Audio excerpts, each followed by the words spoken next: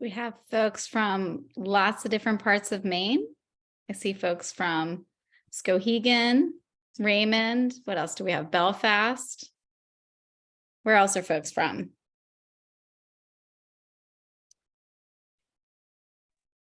I see a Wells on there.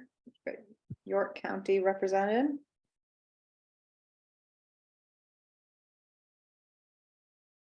All right. Is everyone in the room? I think we're good. Let's kick things off. Great. So first, I just want to say thank you so much to everyone who took time out of their busy evenings to join us tonight on the Protect Maine Elections and Represent Us issue briefing on our campaign finance reform effort, and to join with us to learn how to write letters to the editor so we can help to spread our voice and our support for this important piece of legislation. Next slide. So just to briefly review today's agenda, and please keep introducing yourselves in the chat if you haven't already introduced yourself. Really excited to see people from all over Maine. So we're going to take a moment and to do introductions for the folks that are here on the call from Protect Maine Elections and Represent Us. Then Chris is going to talk about the history of the Protect Maine Elections bill and what we can do to protect our elections. Then we're going to move to Ross Sherman with Represent Us to talk about how we write letters to the editor and what are some key ways that we need to think about our letter to help to get it published. And then we'll close out with a Q&A. And then, of course, at any point during this webinar, if you need to ask a question, pop it into the chat. We'll be monitoring the chat all along and making sure we're getting to your questions. And we'll also have time for Q&A. Next slide.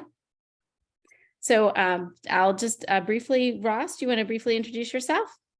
Sure. Hi, everybody. Thank you so much for being here. My name is Ross Sherman. I am the Media Relations Manager with Represent Us. Most of the time I work with journalists and other members of the media to get our great work and our great partners out into the world, but I also host these trainings and try to get as many folks involved in getting these great letters submitted to local papers. And I'm based in Denver, but I'm originally from Maine, so it's extra special and extra special to be here tonight with you all. And I'll pass it to the next intro. Chris. All right. Hi, folks. My name is Chris Kerr. I'm the field director with Protect Maine Elections. Born and raised in Maine. I live in Skowhegan now, and this is an issue that's very near and dear to my heart. I think that, you know, addressing this issue of money in our elections is just fundamental to all the other issues that we care about. And I appreciate you all for joining us tonight. And I am Sue Fothergill. I'm the National Deputy Mobilization Director for Represent Us, which is a national organization, nonprofit that fights for democracy reform, including campaign finance reform. I live in Maryland, but I became a homeowner with my son who lives in Maine in 2019 in Windham. And I also think we want to pass it along to Caitlin to introduce herself before we jump into the content. Well, thank you, Sue. I am Caitlin LaCase, and I'm the campaign manager for Protect Maine Elections. And I am just so grateful for you all for being here this evening. This is a really important part and strategy of our campaign right now. As everybody, I don't want to give away the headline, but letters to the editor are really critical to what we're trying to do right now. So thank you all for being here. All right, so I'm going to give folks a little bit of a background on this ballot measure and some history of the work that we've conducted over the last year and a half. I think one of the most important aspects of writing a good letter is being informed on the issues. So we want to give folks the information that they need to write a persuasive letter to the editor. So this ballot measure, it does a few things. The primary goal is to prohibit political spending on referendums by foreign governments and foreign government influenced entities. It also would call for disclosure on ad spending. So if these foreign entities weren't spending directly on a ballot measure, say they were investing money in ad spending, trying to skirt the laws, these disclaimers would let folks know, let the viewers know who's spending the money and indicate that they are a foreign government entity. Now, to enforce that law, it also mandates that media outlets regulate the advertisements so that we can identify any violations of the law and make sure that that content is removed. And then finally, it reaffirms Maine's support for an amendment to the U.S. Constitution. It says reaffirm because the Maine legislature passed a resolution in 2013 calling for this amendment. And this would be, since that was 10 years ago, this would be an opportunity to reaffirm our support.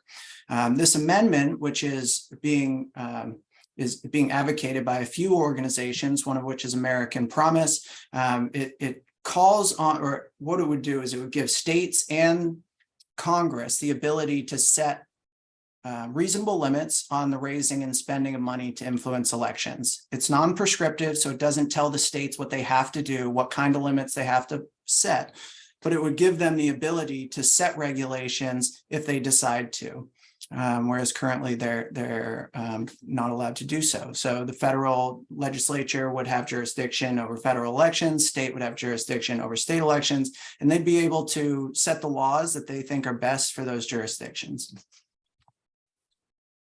A little bit of history. So this started in 2021.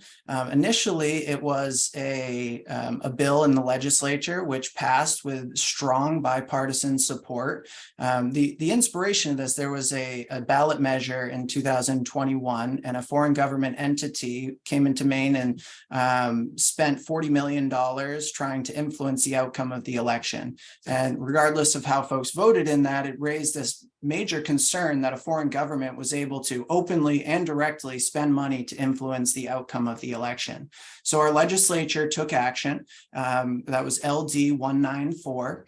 And it passed the House and the Senate with strong bipartisan support, but was eventually vetoed by the governor. So Protect Maine Elections was formed in October of that year, and they teamed up with American Promise to get this issue onto the ballot.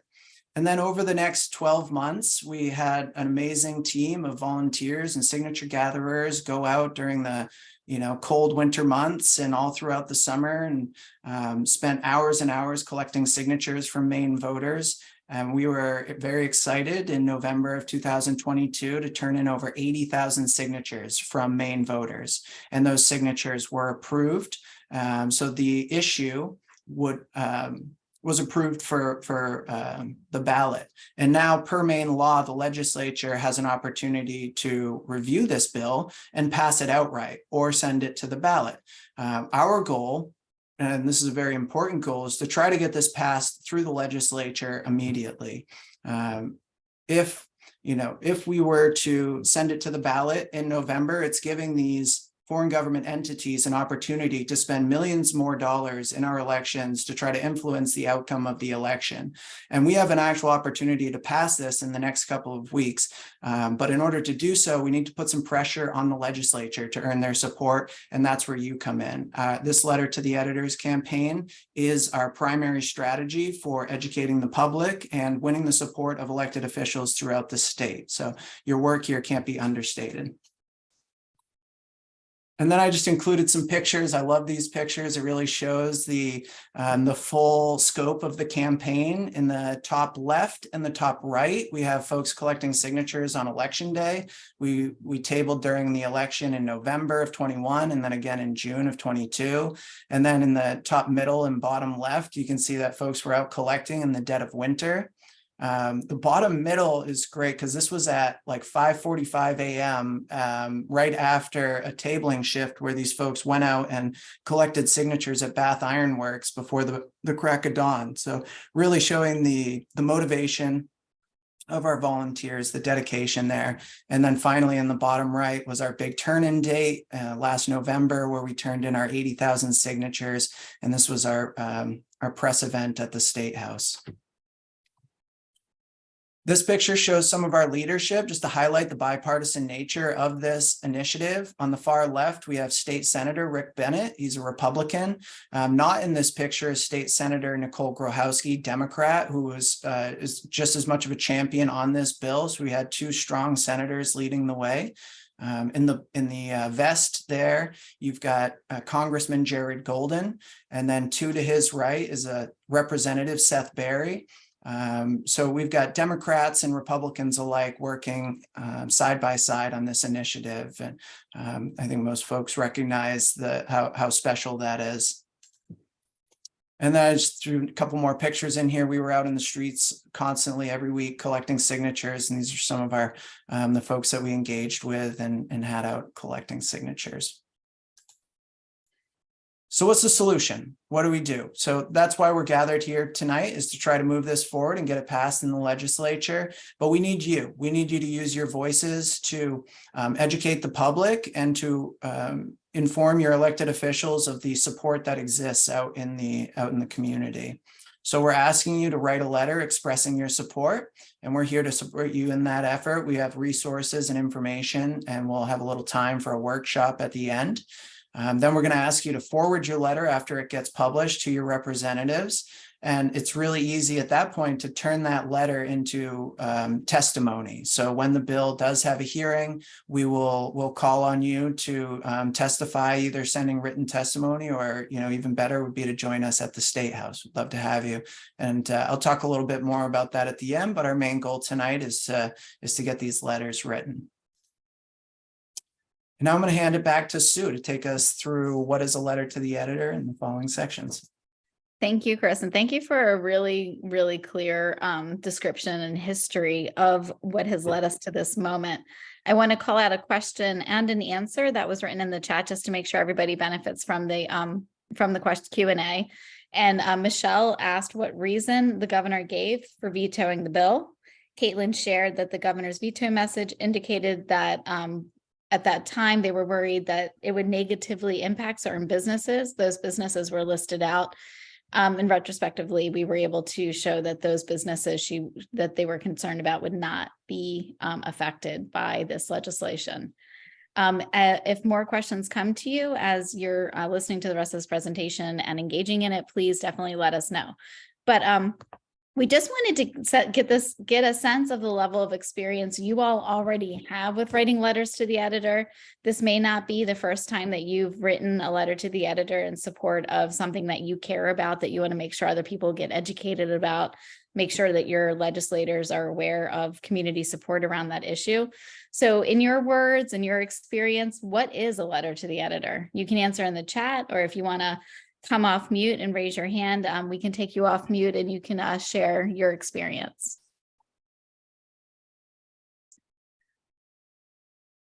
Any thoughts about what a letter to the editor is?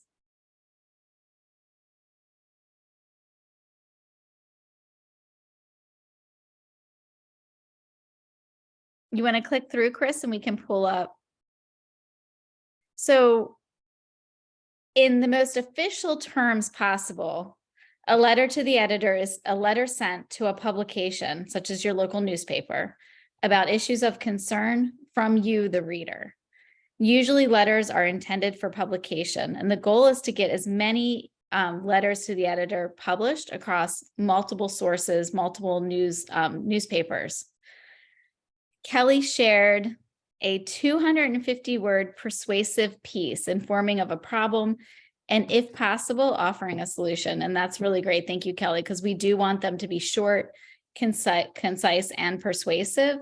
And a lot of when we get to the point about the persuasive element of the letter to the editor, oftentimes we're asking that to connect that back to you and your experience and why you care about this issue. And that's what makes it persuasive, because you, the members of the community, care about this issue and you have personal stories and reasons why that's true.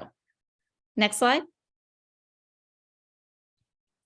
And why are they important? Any thoughts that folks want to share before we flip to the answer? We'll go ahead and flip to the answer. And one of the things that we know is that they are influential. Legislators do read their local papers. Legislators pay attention to editorials and letters to the editor because they want to get a sense of what the community is, how the community feels about a particular topic. So it's an opportunity to publish your views. It gives you the chance to give voice to an issue and have a platform for how you feel about something that's happening. It gives you the opportunity to comment on a recent article or something that's happening that's important in your community or state, responding to the issues of the day. This makes writing a letter to the editor one of the easiest ways to get your voice across to thousands or hundreds of folks, depending on the readership of the paper. But it gets that message out there that this is an issue that we care about. It's important. It's happening right now. And collectively, we can work together to make a difference. And it's an opportunity, as we were talking just a moment ago about Kelly's really important point about persuasion. It's an opportunity to give voice to an issue connected to your personal experience, whether you're coming to this issue as a person that works in government or a community person that experiences the results of having a situation where dark money is influencing the decisions that our legislators make about things that we care about. Next slide. And as I mentioned a moment ago, legislative offices do absolutely pay attention. We also know that in Maine, people really do read their local papers and they read the state papers. And Maine has a very high readership community in Maine across local and state publications. And so legislators are reading the papers and they know that you're reading the papers. So they know that the voice that you put into the paper is something that other people in their communities are going to be hearing about. And newspaper editors see your letter and then influences how they think. And they also have an influential voice that can back you up. And we already know that we have letters. Caitlin, you'd have to remind me, but there was an editorial by one of the papers in Maine pretty recently in support of the campaign finance bill. We've had several op-eds, but not an ed. We are holding off on ed boards until we get a little closer in the process, but a couple of really good op-eds. Some very good op-eds. Yep. And some good letters so far. So I can drop one of the recent op-eds into the chat if I can go find it. That would be great. Thank you. So next slide. I think at this point, I am turning it over to Ross to help to talk through how we can formulate a successful letter. Great. Thank you, Sue. And yeah, definitely as I'm going through this sort of mini step-by-step here, please feel free to ask questions and I'll try to answer them as I go. So this is sort of a list of what I'm going to cover coming up here on the upcoming slides, sort of formulating a successful letter, each of these steps. Before we dig into them, just some general tips for writing a letter to the editor. First and foremost, it's one of the tips here. You really want to keep it concise and brief. And part of that is by necessity, because as somebody said in the chat, that you only really get 150 to 300 words. Typically 250 is sort of typical, but that's really only a few paragraphs. So every word really counts. And that's why it's really important to go through it and edit it and even have somebody else edit it to get another pair of eyes on it. There will be talking points on future slides and in the guide that we share later, but really focus on one aspect or one angle to an issue. Again, we only have a few hundred words to play with, so trying to bring in lots of different aspects about the issue can be difficult and sometimes confusing. And then finally, Sue mentioned this earlier, but really wanted to reiterate that as much as possible, tying your personal story or your personal connection to the issue really makes a letter more persuasive and more likely that somebody will read it and be convinced by it. And we're going to dive into the specific steps here. So as I mentioned, there is going to be a link, I believe at the end of this presentation, we'll share in the chat and email afterwards with an LTE guide. So I'm not going to read each of these talking points right now, but just as an example, one of our suggested talking points is that this bill will stop foreign government interference in our elections. And so these talking points are basically to help back up the point that you're making in the letter. And again, there's more talking points here. And then this is just to give y'all an idea of what it seems like some of you have experienced writing letters to the editor before, but if not, this is kind of what an end product may look like. And you'll see at the top, grabbing the reader's attention with your introduction, the middle paragraphs, essentially are your supporting paragraphs explaining why the issue is important to you and importantly giving evidence to back up your claims, always important. And then the last part of the letter is often your call to action, calling on decision makers to do what you think they should do, to do what's right. And so we're going to dive into these a little bit more into more specificity. So first and foremost, the angle, outlining your letter. So this is the first step in writing a letter to the editor. Each one of you has a different background and a different angle that you come to this issue with. So really think about what aspect of this bill resonates with you the most, your personal connection to the issue, if you have a personal story, how this bill would improve the lives of your community, the lives of your neighbors. This is really pretty open-ended, but as you'll see in these bullet points here, we're suggesting certain angles if they resonate with you. Like, for example, if you live in a conservative area, it's effective to focus on foreign government interference. If you live in a liberal area, focus on the constitutional amendment. And yeah, highlighting recent examples of foreign government interference or big money influence in Maine. Like, naming specific examples is always super important. And another really important flag here is this final bullet point. In our letters, we don't want to really personally attack anyone. I know as politics is a frustrating thing to witness a lot of the time, and as tempting as it might be to attack people, it's not the way to win hearts and minds, right? We can certainly criticize folks' positions on the issues, but stay away from attacking them personally, because that really detracts from the overall point that you're trying to make. And the same goes with partisan statements. It's easy with this bill because it has such widespread bipartisan support. So I don't think we really are in much danger of writing a partisan letter, but something to be aware of, because again, we're really trying to win hearts and minds and as much support as possible behind this bill. So it's important that we're sort of careful with that. Next slide. All right, so the next step is writing the hook, which is the introduction of your letter. And essentially, I mean, it's the most important part of the letter. And the goal is to draw the reader in to set up your overall message and to set up your overall point, all in a few sentences. So yeah, the hook should be punchy. It's where you can sort of share your personal story. And the goal, and this is where it's going to make or break whether or not the reader continues to read your letter. So it's really important to make those first few sentences really punchy and to the point. And I think, assuming we have some time here, Chris and folks, if we want to take a few minutes and in the chat, or feel free to come off mute, just share what angle or what sort of beginning sentence you're thinking of starting your letter with.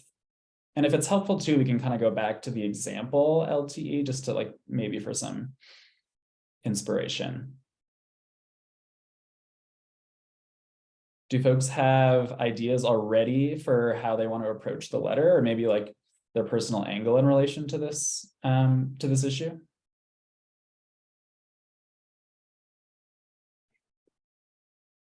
Okay, I'd like to speak. I'd like to go for it, Susan. So just I need you to back up a minute, because you jumped through things fast. So you say if you live in a conservative area, focus on the foreign government interference. If you live in an area, focus on the constitutional amendment. You mean by the constitutional amendment, Citizens United? I'm going to pass that to Chris or Maine folks for that. I think you're Yeah, muted. I'm happy to jump in here. Hi, Susan. I'm glad you could join us this evening. So, and just to, kind of back up a little bit, I had added that line before I got some updated talking points. I think we really do want to focus on the foreign government spending in the elections. But if we are talking about the amendment, yes. So the part of the bill calls on our federal delegation to support this amendment that's being proposed. The language of the amendment, I'm happy to share with folks, but it's also on American Promises website. And what it does, it gives states and it would, if it passes, and it's a constitutional amendment, so it's going to require a big lift, but if it passes, it would give states and Congress the ability to set limits on the raising and spending of money to influence elections. So essentially, it would undo the 2010 Supreme Court ruling and allow for limits. But it's non-prescriptive, so it wouldn't set any limits. It wouldn't tell you what kind of limits to set. It opens things up so that those limits can be put in place. Chris, how many states have already ratified this? Or what's the number that we need in the country? Yeah, that's an excellent question. So some folks are proposing a route of a constitutional convention. That is not the way we're doing it. We're proposing legislation. So we need 2/3 of Congress to support the amendment, and then 3/4 of states to ratify within, I think it's a year or so. I can't remember exact timing, but we have 22 states that have already passed resolutions calling for the amendment. And we currently have 140 representatives and 50 senators ready to sign on. Mm-hmm. So it's quite a bit of progress that's already been done, but we still have a bit of ways to go here. Okay, thank you. I have one other question too. That Sue's the whole premise of letters to the editor, and Sue said that in Maine, supposedly there's a high readership of newspapers. I actually kind of find that hard to believe. So, do people really still read newspapers that much? I mean, that's Sue, she's here still, I assume. I am here, but I also want to invite Caitlin to help answer that question, because it is my understanding, based on population and some other variables, we think that papers are pretty well read. Yeah, they really are. I mean, remember, we have an older population as well, and it is a population that still reads the paper. And they are curious as to what their neighbors are saying. So they actually read the letters to the editor section too, which is really exciting. And I also, just want to emphasize a couple of points, which is both provisions, support for the amendment and support for prohibiting foreign government spending, are wildly popular regardless of where you are in the state. So if you feel more strongly about one or the other piece, feel free to go for it, regardless of kind of the political landscape of your area. I will say, if this question goes to the ballot, so if it's unsuccessful in the legislature and it goes to the ballot, the Secretary of State has already come out with the language, and the language that will be asked deals directly with the foreign government spending piece, even though the background and then it will all still be there. So a piece of what we are asking folks to do is, whenever possible, is to include the foreign government spending piece, because this is also kind of preparing for a potential next phase as well. So I just add that. But really, this is an issue that virtually that a majority of voters support both provisions. So you're safe whichever route you go. Thank you. Yeah, and just to add to that, I think, probably not as many people read the physical paper, but the digital copies are still widely distributed. And we have data that suggests that the letters to the editor section is one of the most read sections of the paper. So folks really do care what their neighbors think. And I think, because they're short and catchy and sometimes very entertaining, people really enjoy reading them. All right, I'll hand it back to Ross. Yeah, I was just going to call out, could you go back to the sample letter for one more second? I just wanted to call out a couple lines that I really thought were strong here, just for some inspiration. I know that sharing your writing in a public setting is sometimes intimidating, but feel free to continue if you guys have ideas for how you're going to start your letter. We're happy to provide feedback in the moment, or I'm sure Chris is also available for you to send your letters to him as well after this call. But in this second paragraph here, for anyone living in Maine, it's no surprise that political spending is out of control. Election season brings an onslaught of political ads, glossy flyers in the mail, and round-the-clock robocalls. This might be tolerable if the money was coming from Maine. However, in Maine's 2020 Senate race, 93% of political donations came from out of state. Extremely clear, a few sentences. I feel like you've already got 90% of those, 95% of the state on your side. But I just wanted to call that part of the letter out. And I believe we were in the body paragraphs. Perfect. So after you've written your introduction, couple sentence introduction, you've got your supporting paragraph. So basically think about how you were taught to write in school. You've got to back up your original thesis, your original claims with some facts. And the goal is to provide, again, detail and context that supports your angle and to set up your call to action. So your intro logically flows from, the intro to the call to action. And the biggest thing here, again, like every section here, keep it simple and concise. We've got great talking points, great data points in our LTE guide that we'll send you. And let us know why banning foreign money in Maine's elections is important. And then, once you've got your body paragraph, it sets you up for the final part of your letter, which is your call to action, really bringing it home. Kind of a silly meme there, but gets the point across, I think. So the call to action, pretty self-explanatory, state specifically in a couple sentences what you want to see happen. So in this case, given the widespread bipartisan support for this issue, I'm calling on the legislature and the governor to lead and pass the bill outright. So very simple. We're basically calling on our legislators and governors to support the bill. Can I add one thing? Because this is a little nuanced. And everybody on here you're getting a little inside baseball from me. So I'm sorry if I'm harming you too much, but it is really important to specifically ask them to pass the bill outright, not just support the bill, because it's too easy right now for a legislator to say, oh, I support it. And I look forward to voting on it in November. And we have this very specific ask, no, please pass the bill outright right now. And so that, I just want to highlight that is actually, that nuance is in there for a reason. And it's really an important piece of the strategy. So thank you so much.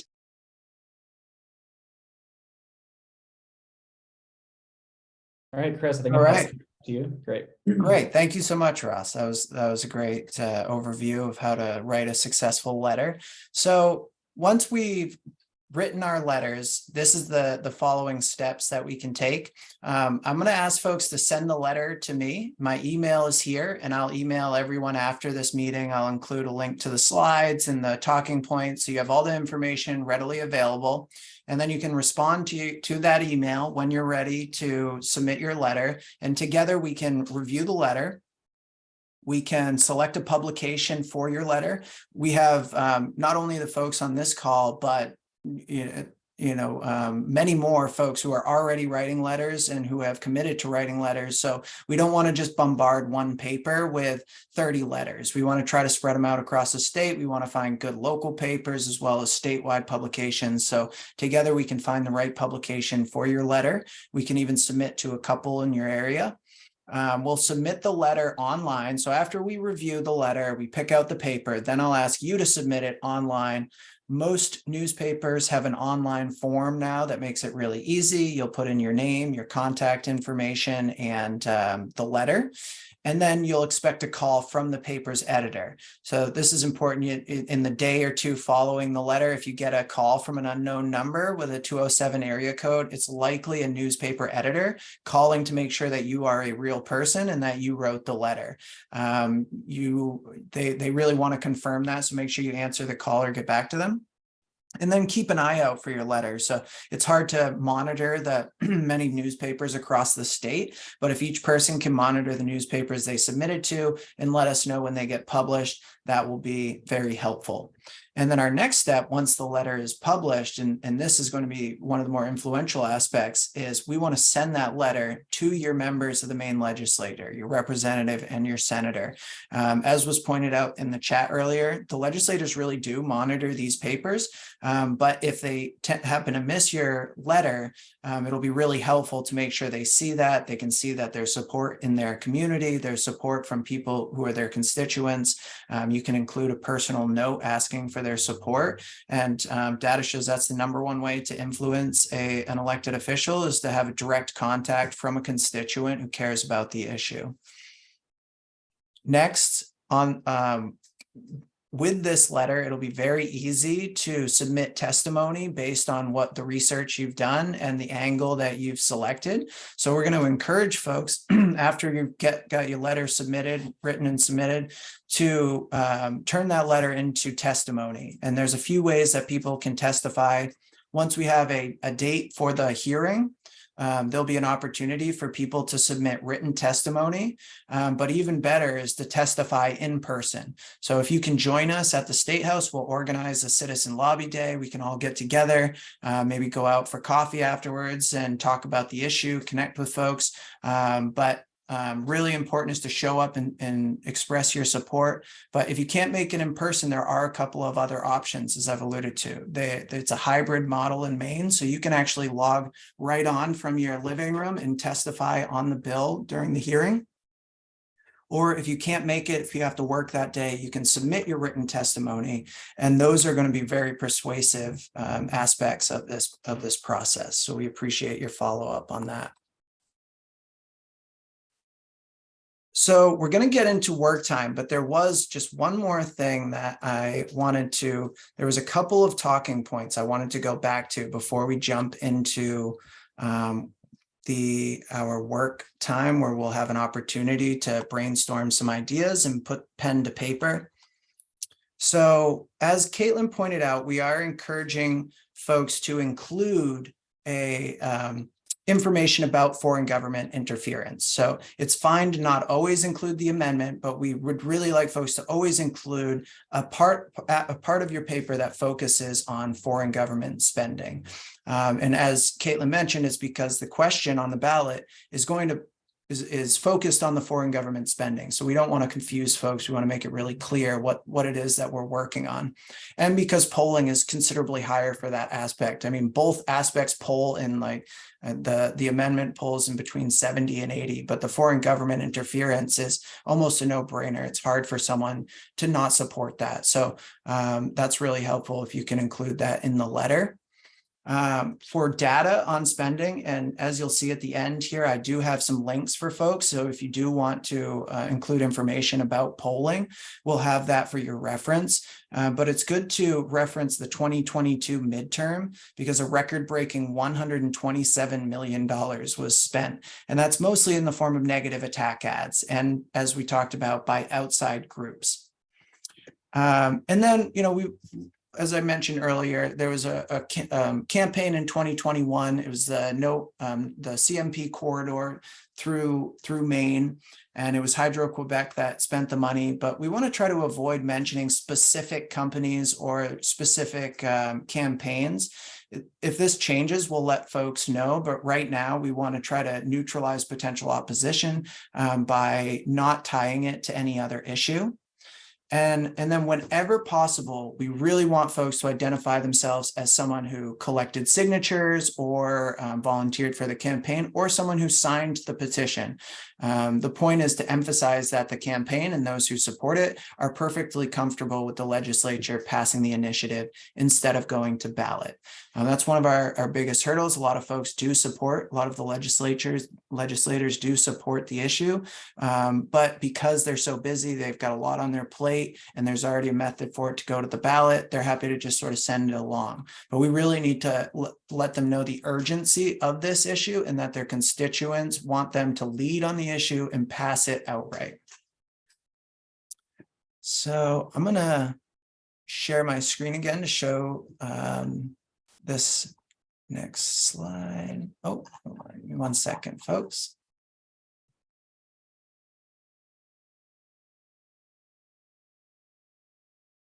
All right, so we're going to start work time.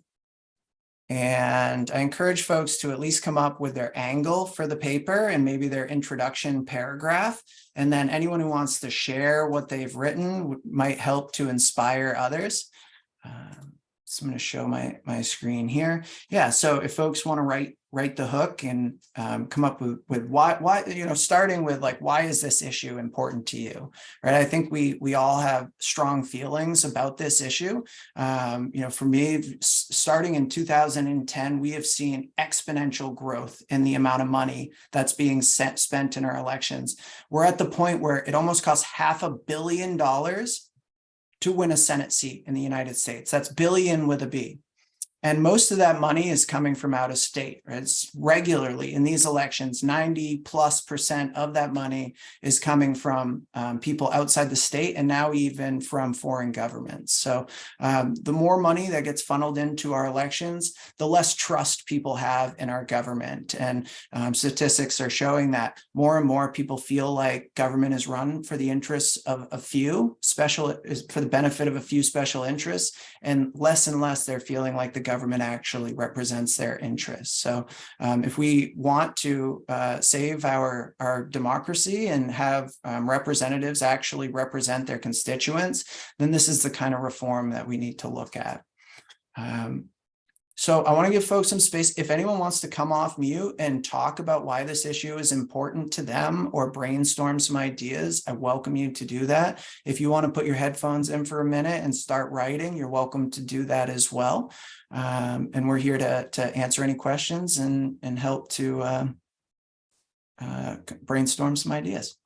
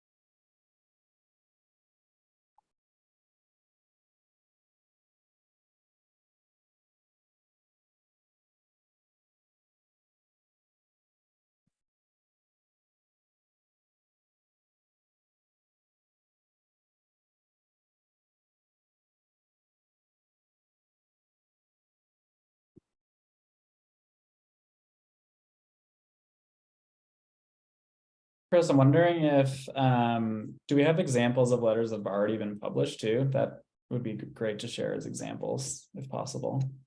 Yeah, absolutely. Let me throw some links into the chat for folks to review.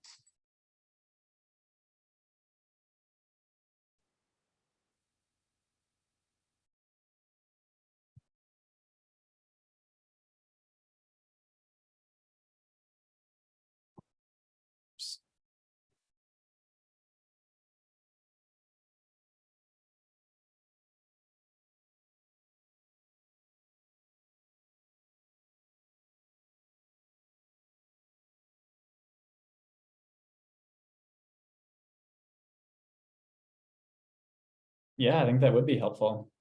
Kelly, if you have that. Is this one that's already been published? Mine hasn't been published. I only just submitted it 2 days ago, but I'm Oh, happy to nice. share the link if folks want to take a look. That would be awesome if you're willing to.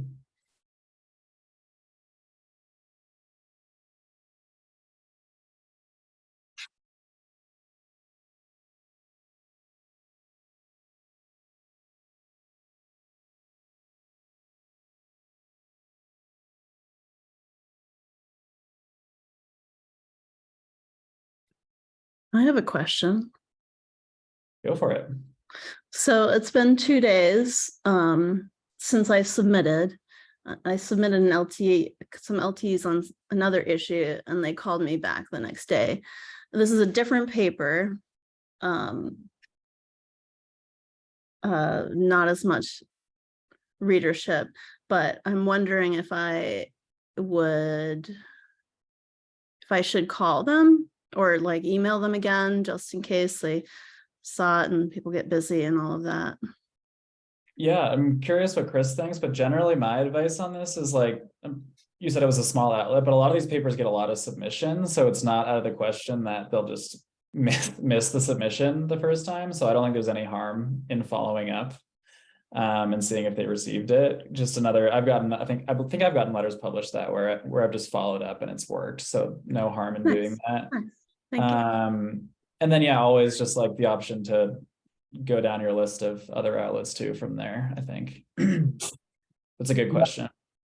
So I just put my letter that I wrote recently in there, and I wrote it with the intention of sending it to the Central Maine newspaper publication, and I did, and I didn't hear back from them. It was about 5 days had gone by, and so I submitted the letter to the BDN, and then they were both published on the same day. So I guess I didn't wait long enough, but hey, we got it published in 2 papers, so I'm not going to complain.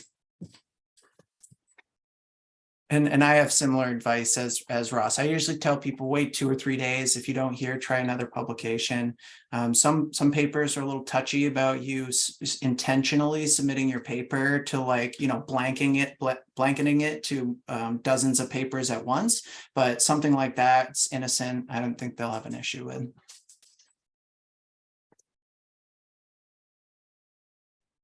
I have a question. This is Sue, but I've always been an advocate for letters to the editor. And I wondered about when we host events like this and lots of folks are writing letters to the editor on a similar issue, but from a personal perspective. How do the editorial boards respond to that? Like getting a couple of different letters on the same topic, but maybe from different angles. Do they choose one? Like, do you know, and do you have any experience with how they manage that? I'll send this one to Ross. I think you might have more experience in this area. Yeah, I think it is a good question. And again, I don't know if it's the same across the board, but for example, the times where newspapers, I guess in my experience, are willing to publish more letters about the same topic is when it's in response to something that's already appeared in the paper. So like if the Portland Press Herald wrote an article about this bill and then like 3 people submitted a letter in response, I think those 3 may be published together. And that's one tip that I think we didn't cover, and that can really help a letter get over the hump and be published is if you tie your response directly to something that has appeared in that outlet before. So it's like you're responding to an article, whether it's I agree with this article and this is why, or this is why I disagree with this article and this is why. So that can help. But I don't think, yeah, maybe Caitlin can chime in on what happens in Maine. I'm not as familiar. Yeah. Yeah. The last few efforts I've worked on, virtually all letters that were submitted were published, even when they may not all be, if 2 are submitted today, they may not both be, published, tomorrow, but I think often they are looking for content as well. And so I think it is more likely than not that they will be published. And often if it isn't published after a few weeks, and we'll be helping monitor. If we know that you've submitted, we'll be keeping an eye out and we'll know if it hasn't. A very respectful note to the editor. Just wanted to make sure you received this. Do you have any questions? Usually gets the job done, frankly. And yeah, so I think usually we're in good shape here.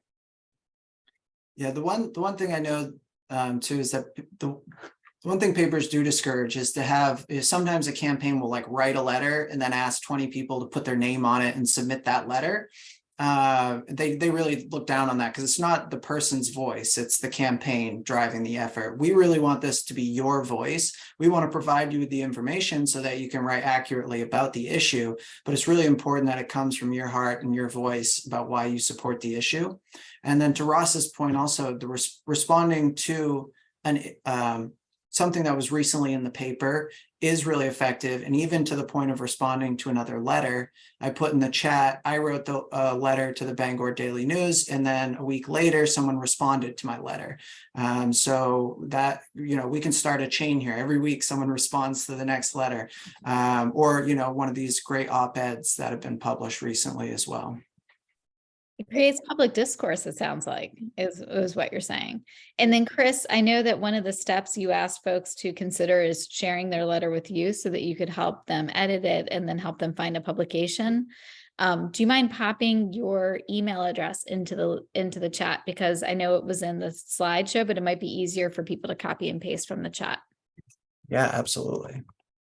I'll just add one more thing, that letters are also a really good opportunity to celebrate and thank the lawmakers who are out in front of this issue. I think, we want to be always with a positive message here. And so often folks are getting yelled at in the letter of the editor. So if we can be this ray of sunshine, I think it's so helpful. If you're on our email list, we'll be keeping you up to date. I think we sent out an email last week with specific legislators who you could thank based on their recent public support for this. That's a great letter to the editor as well, saying that, I heard that Speaker Rachel Talbot Ross is supporting this. I wanted to thank her for her leadership on this very important issue. And you can, refer back to her quote and things like that. So it's a great way to highlight the legislators who are doing the right thing here, which hopefully builds up peer pressure. And I just want to jump in and answer Michelle's question in the chat. Michelle asked, how many states have legislation prohibiting foreign election money? This is a great question. So in 2021, the Federal Elections Committee, this is the organization that oversees elections in the United States, they ruled that they do not have jurisdiction over state ballot measures. The FEC already prohibits foreign government spending in any other election, right? So this is clearly just an oversight, a loophole in the law. But when they made that ruling, it exposed, I think it was 8 states that currently had loopholes in their law that allowed for foreign government spending in elections. And many of them took action right away, including Maine, to pass legislation prohibiting this. And if it weren't for sort of a misguided veto, we would already have legislation on the board prohibiting this election spending. Is that accurate, Caitlin? Did I get that right? Yeah, and a lot of municipalities are passing legislation as well. So it's definitely states and municipalities are kind of taking this into their own hands, as they have to now. I have a favor that might be a little silly, but I am so grateful for everybody being here tonight. I'm wondering if folks are comfortable coming on camera so we can grab a picture to share with folks to celebrate this great event and to thank everybody for joining, if you feel comfortable. If not, I can use the prior picture I snapped of Chris just presenting, but we might just do what we can get here. Okay, let me see if I can. Thank you. Be brave. No judgment over late night hairstyles. Yeah, you can't see this, but I'm wearing pajamas. Are you talking to me? Oh, no, not at all. Are you really wearing pajamas? Like your bottoms are pajamas? Oh, yeah, yeah. Great. I want to call out Kelly's LTE, which is excellent. There's only a couple of people looking at it, but I wonder, is it okay if I paste it in the chat, Kelly, for others to? Yeah, Great. absolutely. Would you want to read it? It'll only take a minute. Me?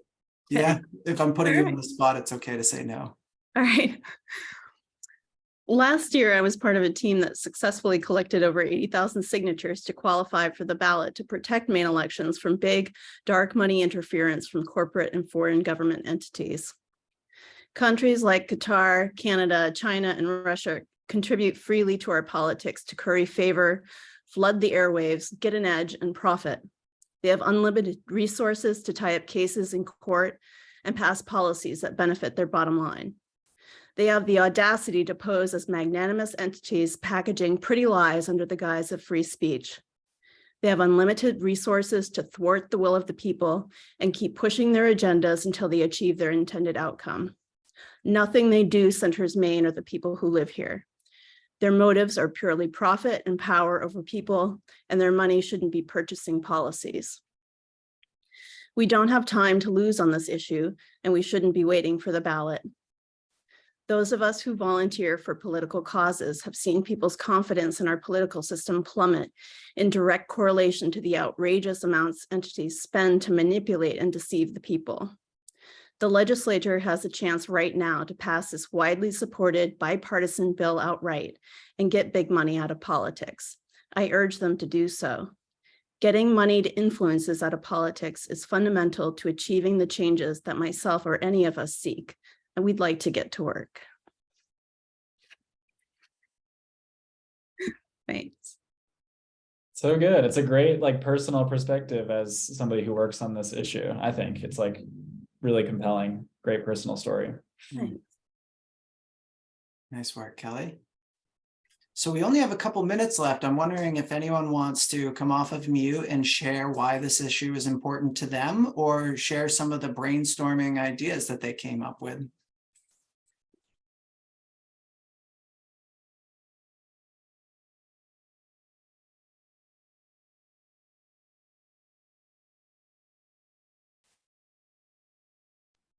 Oh, I don't have my camera on. There's no way. It's Susan. May I speak? Please. I don't have my camera hooked up tonight. That's So why, for me, it's, I've always voted, and I feel as a citizen that I have a strong responsibility to go beyond even voting. I support democracy and all the values that we claim are true to us or dear to us. And I support this campaign because I feel like it, foreign countries with massive billions of dollars, I can't compete with them. And I would clearly I clearly feel strongly that I'm not reading this, I'm speaking it at this moment. I feel really strongly that it's so important that I have a role in this, and that I encourage my senator and my rep to take a strong role in this, because we're losing things if we don't step up real soon. That's kind of the heart of it for me. I don't have it down on the paper. That's beautiful. Thank you so much, Susan. For anyone who doesn't know Susan, I've been working in Maine politics for about 8 years, and it seems like every space I find myself in, Susan's there working hard before I even get there. So we're really grateful to have her lending her voice to this issue. And thank you for sharing your thoughts. You're very kind, Chris. I guess I could hook my camera up. I didn't do it. That's okay. That's I okay. don't want to show my pajamas. I'm sure they're lovely. And then I wanted to address Michelle's question in the chat. How long do we have to write our letters? As Sue pointed out, we have a word limit of usually about 250 words. But in terms of timeline, we're not exactly sure when the legislature is going to hear this. It could come up very quickly, so we want to be prepared. It does look like they're going to wait until maybe the end to hear the ballot measures, which will, there's a few that made the ballot, but we don't want to take any chances. We want to try to get these written as soon as possible. And then it also takes time for the publication to review the letter, to confirm that you were the author, to get it published, and then for people to have an opportunity to read it. So if we can get these submitted as soon as possible, I mean, if we can get them submitted this week, that's great. If you need a little bit more time, that's okay. We can still try to get them published before the bill hearing, but we want to try to get these turned around as quickly as possible. So, and if you're running into any hurdles, if you're feeling stuck, I'm happy to do a one-on-one call with anyone here to help brainstorm ideas or work through any of those hurdles that you're facing. And like I said, I'm going to send an email as soon as we're done to everyone who's on the call with the talking points, a link to the slide, all of the different resources, the polling data, all that stuff. And then you'll have my email right there in your inbox so you can respond as soon as you have the letter written. And we're pretty much at the end. So I want to give one more opportunity if anyone wants to jump in and share any final thoughts, and then we'll wrap up. I just have a quick question. Is there an LD number? Is there a senator or rep who's taken this on? Are we at anywhere near that point? So I can take this one. So because this is a citizens initiative, it is initiated by the citizen. So there won't be, a name of a senator or a rep on there. But it also, the LD number has not been printed yet. So there is not an LD number yet. There is a bill title because that language won't change, which Chris will share in the talking points. And as soon as there is an LD number, trust me, we will let everybody know. But for now, just focus on the bill title and the Protect Maine Elections initiative. You can use that language. Thank you, Caitlin. That clarifies it for me. And will Represent Us be sending out a notice as well about updates about the bill as it goes along? Yeah, I will coordinate with Caitlin so that we don't duplicate efforts, but we will absolutely make sure that we're part of making sure that people stay updated on the progress of the legislation. And I was wondering, Caitlin, I know we're at time, but can you say one more time that really key sentence about making sure that they vote on the bill? I just want to make sure that that gets into the letters. Yes, absolutely. Thank you, Sue. So the ask is for your legislator to support passing the bill outright. To support passing the initiative outright in the legislature. Right. And Passing the initiative outright. Thank you. Yeah. And it's really it's this super nuanced, tricky thing because it's something that's absolutely allowed. But often organizers of initiatives like this think they have a better chance at the ballot box, so they go there. But we just think it's, we know the Maine people are ready to lead if the legislature doesn't, but let's give our leaders the opportunity, to do the right thing here. There's such broad support. Thanks so much. And we're really appreciative of our partnership with Protect Maine Elections and anything we can do to assist you in these efforts. And we are grateful for RepUS. This has just been so fun and wonderful, and grateful for everybody here. It's so great when organizations work together for a common goal. And thank you all so much for participating in this effort. You'll be hearing from me shortly, and don't hesitate to reach out at any point if you need support or have any questions. I'm confident that we can get these published and let our elected officials know how we feel. So thanks so much, everyone. Have a great night. Good night. Good night, all. Thank you. Sure.